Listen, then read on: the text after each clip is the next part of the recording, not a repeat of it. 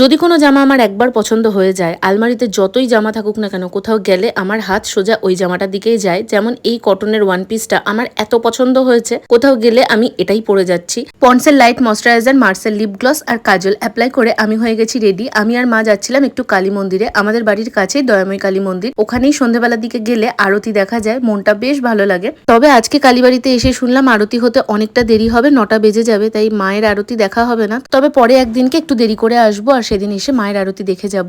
রাধাকৃষ্ণের আরতি হচ্ছিল, সেখানেই দাঁড়িয়ে আরতি দেখলাম, আর তারপর প্রসাদ নিয়ে বেশ কিছুটা সময় কালী মন্দিরে কাটিয়ে এখন আমি আর মা বেরিয়ে পড়লাম। আসলে সন্ধ্যাবেলার দিকটা একটু কাছে পিঠে ভেবেছিলাম ঘুরে আসবো, তবে আজকে বৃহস্পতিবার, রিন্টুর ছুটি, ও যেহেতু বাড়িতে আছে, ওর সাথে ফোনে কথা বলছিলাম, সেই জন্য দূরে কোথাও যাওয়া হয়নি, কালীবাড়িতেই বেশি সময়টা কাটিয়েছি। বেরিয়েই দেখলাম ফুচকাও বসেছিল, তাই একটু জল ফুচকা খেয়ে নিলাম। প্রথমে ভেবেছিলাম চিকেন পকোড়া খাবো, তবে সব দোকান বন্ধ হয়ে গেছে, তাই অগত্যা ফুচকা খেয়ে দুজনে দুটো কোল্ড ড্রিঙ্কস খেতে খেতে চললাম এখন বাড়ির দিকে।